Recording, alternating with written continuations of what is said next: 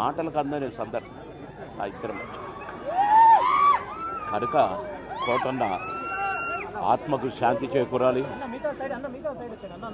ఆ కోటన్న కుటుంబానికి ఆత్మశాంతి కలగాలి. ఆ కోటన్న లేనిలో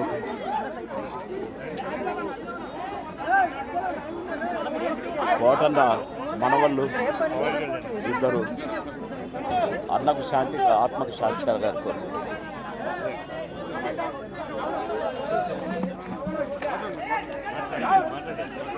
అన్నయ్య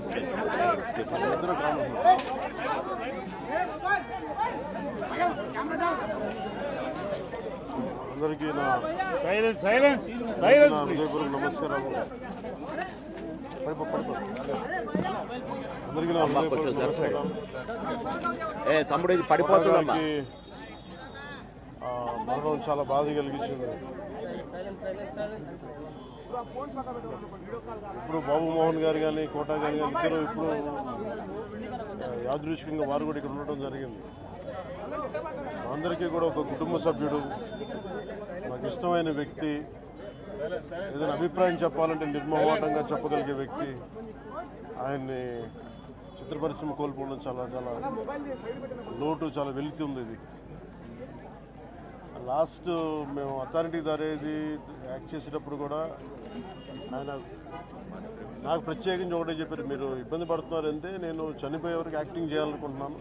అక్కడమ్మా ఇక్కడ మొట్టమొదటి సినిమా అక్కడమ్మా ఇక్కడ అబ్బాయి నుంచి అథారిటీ దారేది వరకు నాకు ఆయనతో మంచి అనుబంధం ఉంది. ఇప్పుడు 10 మంది బాగును ఆకాంక్షించేవాళ్ళు.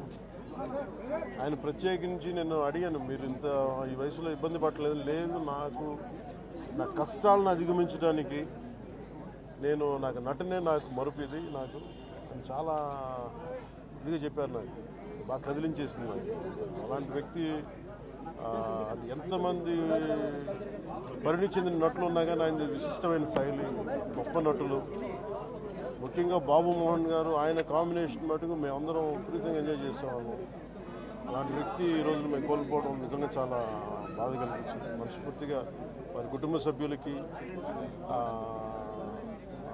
మనస్ఫూర్తిగా నా సానుభూతిని తెలియజేస్తూ వారి ఆత్మకి శాంతి చేకూరాలని మనస్ఫూర్తిగా ఆకాంక్షిస్తూ, మనస్ఫూర్తిగా ప్రార్థిస్తూ.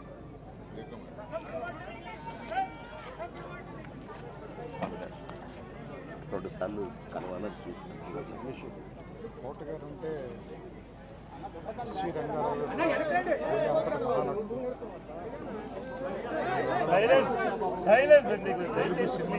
డైరెక్టర్ నటుల్లో చరిత్ర ముగిసిపోయిందని నేను భావిస్తున్నాను. నాకు ఫాదర్ ఫిగర్, అంత గొప్ప నటుడిని కెమెరా వెనకాల నుంచి చూసి అదృష్టం చాలాసార్లు ఆయనతో పనిచేసే అవకాశం దొరికింది. చాలా అదృష్టంగా భావిస్తున్నాను. వ్యక్తిగతంగా కూడా ఆయనతో నాకు చాలా పరిచయం. ఆయన ఇంటికి కూడా రావటం, సినిమా షూటింగ్ చేసిన సమయంలో కూడా ఆయనతో మాట్లాడటం నిజంగా చాలా బాధాకరమైన ఆత్మ శాంతి కలిగాను. ఆయన కుటుంబానికి నా సానుభూతిని